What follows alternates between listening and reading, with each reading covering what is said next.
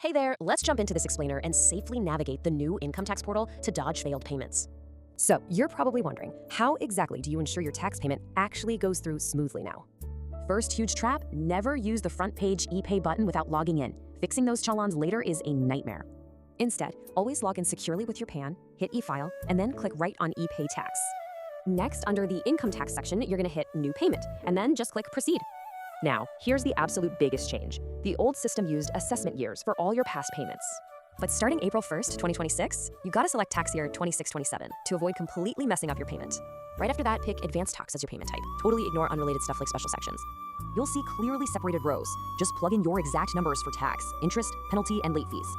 Okay, listen up. This 2 lakh threshold is literally crucial. It dictates your entire bank transfer method. If you're sending under 2 lakhs, definitely pick NEFT. Over 2 lakhs, you have to use RTGS. If you prefer modern stuff like UPI, Google Pay, or cards, just select the payment gateway option.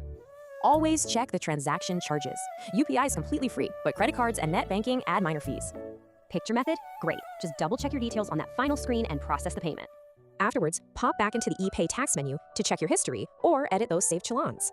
And that's the safe path. So are you actually ready to conquer those massive April 1st portal updates?